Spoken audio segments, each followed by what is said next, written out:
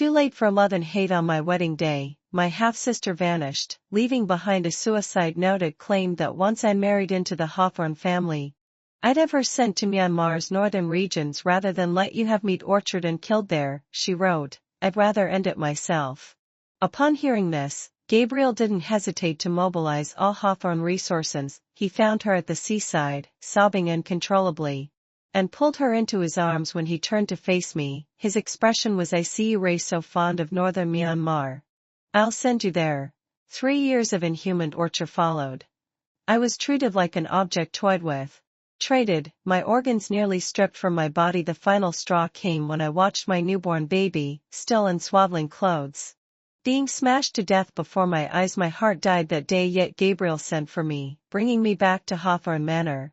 It happened to be Leela's birthday. He dethroned a banquet, inviting countless friends and relatives to celebrate her. When the door opened, every eye in the room fixed on me, curious, shocked, but mostly filled with disdain. Gabriel glanced my way, frowned, and strode over. "Why are you dressed like this?" Deliberately trying to humiliate me. At the sight of his raised hand, I flinched, dropping to my knees without thinking. I banged my head against the floor, begging, I'm sorry. Please, don't hit me, don't hit me." The room erupted in murmurs, but I paid them no mind, slamming my forehead harder against the ground. Blood spread across my skin. Gabriel paused, slightly stunned, then hauled me up, fury in his voice. "What are you doing?"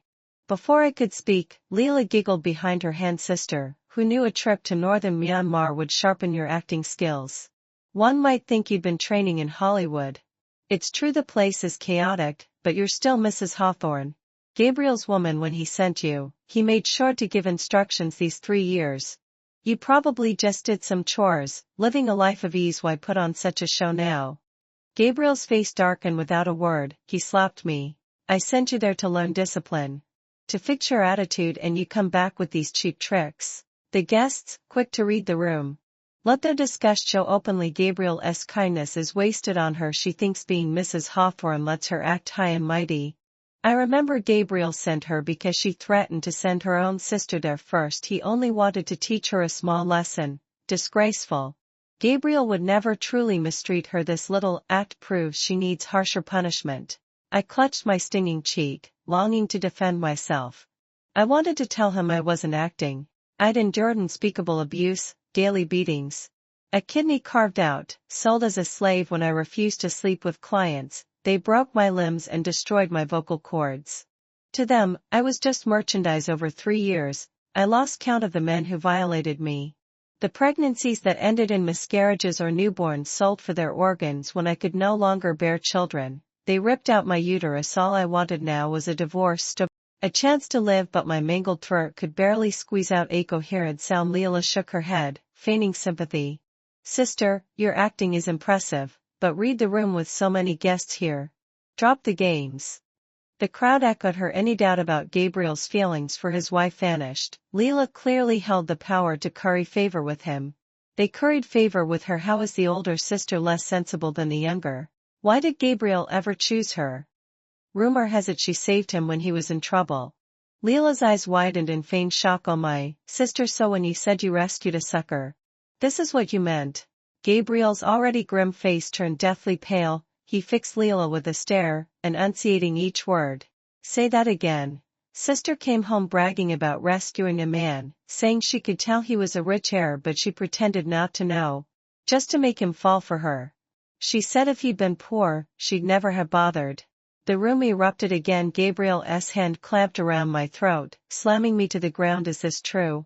I tried to deny it, but no words came, only frantic shakes of my head. He tightened his grip, and I felt my life slipping away. Just as consciousness faded, he let go, a metallic taste flooding my mouth. "Sister, just apologize to Gabriel," Leela sniffled, dabbing at fake tears. "I can forgive you for scheming against me, but lying to Gabriel, that's unforgivable."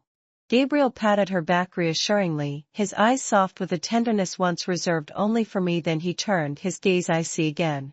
"Putting other things aside, 3 years ago, when you tried to harm Leela, did you feel even a shred of guilt?" I opened my mouth, but no matter how hard I tried, only ragged, broken syllables escaped. I didn't. Gabriel's brows knotted, a storm of anger brewing in his eyes. After a long pause, he smiled, a smile so venomous it sent chills down my spine every well. It seems you won't relent until you're staring death in the face. I'll see how long you can keep up this act. He ordered his men to drag me to the attic, but attic was a euphemism. It was a snake pit. Gabriel loved snakes, kept them wild by letting them roam free. I was hurled into the room by burly bodyguards. My struggles useless, the door locked behind me, leaving me alone with a room full of hissing serpents. They regarded me as an intruder. Hostile. Before I could react, several aggressive ones struck, sinking their fangs into my flesh. Pain seared through me, and I tried to scream, but no sound came out. I crawled on the floor, dragging my broken body, desperate to escape, but the attic was small. I soon hit a wall. Trapped. I beat my fist against the wood, silently begging for help. A voice from outside snapped. Quit your racket. Gabriel's downstairs celebrating Leila's birthday. He won't care. He took you back out of old affection. And you humiliated him in front of everyone. Reflect on that. Dozens of snakes coiled around me, eyes fixed. I pressed against the wall, trapped, and let my hand fall in despair. When I opened my eyes again, I stared at the stark white walls of a hospital room. Sister, you're awake, a sweet voice, sickeningly so, reached me. I flinched, trying to flee. But my body screamed in pain. Bandages wrapped me head to toe. I couldn't move. With great effort, I turned my head, meeting Leila's mocking gaze. Unlike me, a broken wreck, she wore exquisite makeup and an expensive dress. She slowly peeled an apple with a small knife. I told you, didn't I? I love Gabriel. You should have let him go. You wouldn't listen, so I had to take him. She'd always loved stealing from me in session. Clothes, jewelry, bags, even awards, achievements, and my lover for her. It was effortless. Just as her mother had stolen my father, drove my mother to her death, and claimed his wife's place. The apple didn't fall far from the tree. So what if you saved Gabriel? He dotes on me now. You married him, yes. But what do you have besides the empty title of Mrs. Hawthorne? She paused, smirking. Oh, right, 3 years in northern Myanmar. The words northern Myanmar made me tremble. What she said next turned my insides to acid. How was it, being used by thousands? I made sure they entertained you well. Honestly, I told them to leave your face untouched. First, a disfigured woman is worthless. Second, I didn't want Gabriel to suspect a thing. Let me check. Your kidney's gone, isn't it? And this, she gestured to my abdomen, your uterus too. I recall. A barren, used-up woman like you, do you really think you can cling to Gabriel? Leila held the peeled apple to my lips, her smile mocking. I almost forgot you can't speak now. She knew she'd deep-land it all. I glared at her, seething. But no insults came. She savored my rage, shoving the apple into my mouth. I peeled it for you. Eat. Why won't you eat? I fought back, but she suddenly released her grip. The apple fell, spattering red juice coinciding with Gabriel's appearance in the doorway. Gabriel rushed to Leila, who clutched her wrist, sobbing. What happened? I just wanted to feed sister an apple. But she resisted. Leila sniffled. It's okay, she's just back. And yesterday's scare upset her. I understand, and doesn't excuse hurting someone. Gabriel's eyes bored into me. Loathing unmasked. Have you not caused enough trouble since returning? Do I need to punish you more severely? I opened my mouth. Still silent, he seemed to lose all patience, his pointing hand trembling. You refused to speak. You enjoy playing the mute? His gaze darted around the room, landing on the dirty, rolling apple. He picked it up, his face twisted with rage. Leila peeled this. You will eat it. He grabbed my jaw, forcing it open as I winced in pain. The cold, gritty apple jammed into my mouth. Scraping my gums, Gabriel rammed it deeper. Ignoring my agony, tears streamed down my face. My lips torn and throbbing after what felt like hours. He let go, flinging the apple to the floor in disgust. I couldn't stop coughing, saliva dribbling from the corner of my mouth. Utterly disheveled, perhaps my appearance was too unsightly. He didn't spare me another glance. Helping Leila out of the ward, I lay in bed, my chest feeling as if a boulder was crushing it, making it hard to breathe. Until a metallic, sweet liquid surged up my throat. I couldn't hold back, vomiting a mouthful of blood. The nurse who came to change my dressings walked in on the scene, the white sheet stained crimson, and me, on the verge of death. After Gabriel took Leela to another ward to have her wound dressed, he told her to go home and Ray stayed alone in the office, waiting. Restlessly, he stood by the window, lighting a cigarette and bidened. Memories of his past with Elena flooded his mind. How gentle and kind she'd seemed, how poised, nothing like the woman before him now. He thought of the care she'd lavished on him when she first brought him home, back when he was a sorry, shabby mess, with no trace of his privileged upbringing. Had she really harbored ulterior motives then? The thought festered like a splinter in his chest. Gabriel grew more agitated, raking a hand through his hair. I knock at the door. His doctor, in a white coat, hurried in. Sorry I'm late, Gabriel. Gabriel glanced at him coolly. What's her condition? The doctor hesitated, studying Gabriel's expressions. Pitted out. Gabriel crushed his cigarette, irritation evident. It was just Elena pulling stunts for attention. No need for such hesitation. The lady, her body is severely depleted. She can't take any more strain. The doctor trailed off under Gabriel's glare. Severely depleted? What do you mean? Gabriel scoffed. A trip to northern Myanmar had ruined her health. Ridiculous. He had connections and influence. That a place was chaotic, but they'd show him some respect. The woman he'd sent there would have done a little manual labor at most. No one would have laid a finger on her. How could her health have deteriorated? The doctor, seeing Gabriel genuinely seemed unaware, sighed, a pang of sympathy in his voice. She has missing a kidney. Her uterus is gone too. Her limbs have multiple old fractures. There are unhealed lacerations below. Her vocal cords are damaged, her throat scarred. She can barely speak. Gabriel's face drained of color. His pupils contracted sharply. What did you say? Before the doctor could reply, the door burst open. Gabriel, it's urgent. Mrs. Hawthorne's condition has worsened. She needs surgery now. Gabriel's face paled further. A low growl escaped him. Then go save her. The doctor, prioritizing the patient and fearing Gabriel's rage, rushed off. Once the room fell silent, Gabriel's hands trembled as he lit another cigarette. He pulled out his phone. Find out everything Elena endured in northern Myanmar. His men worked fast, soon sending a contact. Gabriel, this is Oliver. He wanted to collaborate with you.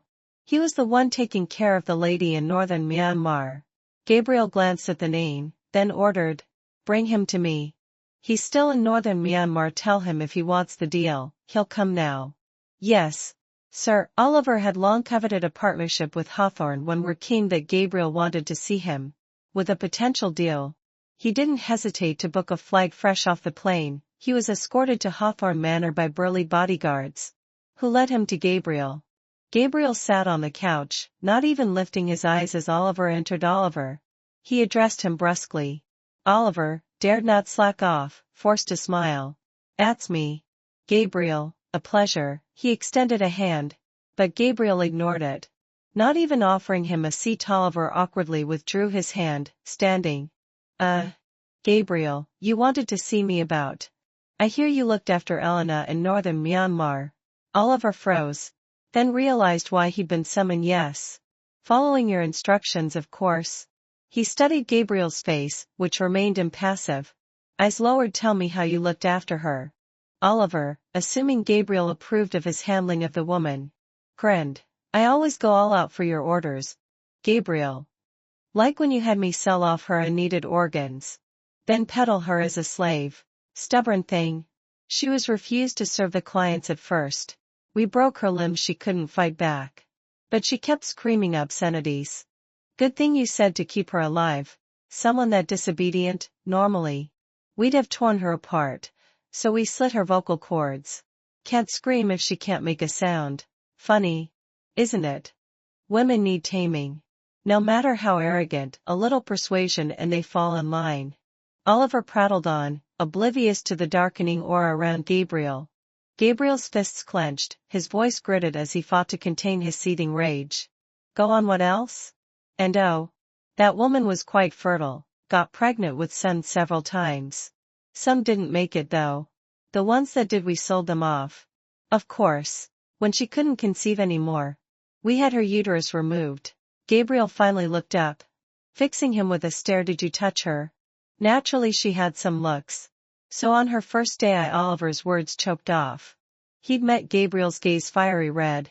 Like a demon risen from hell, come to claim his soul. Gabriel. In the next second, Gabriel's foot slammed into Oliver's calf with full force. Caught off guard. Oliver crumpled to his knees. The surrounding bodyguards moved instantly, pinning him down. Gabriel. Did I do something wrong? Oliver didn't dare resist. Panic surging inside, Gabriel grabbed a fruit knife from the coffee table and drove it into Oliver's hand without hesitation. You dared touch my woman? Dared treat her like this? You're asking for death. Oliver let out a pig-like shriek, scrambling to explain. I followed your orders. Why is this happening? My orders? Gabriel's sharp gaze swept the room. I never issued such commands. I only told my men to have you take care of my wife. Is this how you take care of people? Sweat beaded on Oliver's forehead from pain or terror. He didn't know. His mind raced. Certain he hadn't misinterpreted Gabriel's terror. He'd received explicit instructions to torture that woman mercilessly. Oliver's voice trembled. Truly. Gabriel, the order said to tame her temper. You even said just keep her face intact. Keep her alive. The rest was up to me. The crueler, the better. Who said that? Point them out. Gabriel jabbed a finger at the bodyguards and assistants around them. Point them out now. And it was your assistant. Before he could finish, the assistant beside Gabriel lunged forward, kicking him hard. Liar. When did I give you such orders? Oliver feared Gabriel. But not some lackey desperate to save himself. He snapped back. The hell, it wasn't you. I've got proof right here. Gabriel frowned, signaling the guards to release him. Oliver fumbled with his uninjured hand, pulling out his phone. Thankful now he'd ignored the order to delete those texts immediately. After scrolling a few times, he held it out to Gabriel. Look, Gabriel. These are messages from your assistant. He swiped through the screen as he spoke. The texts were brief. The sender, claiming to be Gabriel's assistant, ordered him to teach Ellen a lesson. Each ended with a demand to delete the message. Afterward, you told me to delete them so you could frame me later. Clever, isn't it? The assistant glanced at the text. Then the sender's number. That's not me. That's not my number. It looks like recognition dawned. But he dared not speak further. Gabriel's face dark and to the point of dripping ink. That number belonged to Leila. Her always teary-eyed, innocent face flashed in his mind. His hand trembled imperceptibly. Investigate. Find out everything about Leila. Now. The assistant didn't hesitate, bowing and hurrying out. Oliver, though confused, saw Gabriel's worsening expression and knew he wouldn't escape. Unscathed. Gabriel. He tried to flee, but the bodyguards surrounded him, blocking all exits. You touched my woman. I won't let you off easily. Gabriel's grin turned cruel. He waved a hand. Drag him out. Castrate him. Send him back to northern Myanmar. His business there can change hands. I'm sure plenty are eyeing his position. Oliver tried to beg, but a cloth was stuffed in his mouth as he was hauled away. Silence returned to the room. Then Gabriel's phone rang. It was the hospital. He answered instantly. Gabriel. Mrs. Hawthorne is awake. I opened my eyes again, not knowing how many days I'd slept. Only that every inch of me ached with exhaustion. Elena. You're awake. Gabriel's voice sounded beside me. He reached for my hand, delighted. But I flinched away in terror. My movement was too abrupt. I knocked the IV needle from my hand. Blood spurted onto the floor. But I barely noticed, scrambling backward. My mind was a haze. All I wanted was to get away from him, farther and farther. As if distance alone could shield me from harm. Gabriel's eyes filled with remorse. He stepped back in a fluster. I won't touch you. Just let them treat you. Don't move, please. I nurse-cleaned my wound and started the IV before leaving.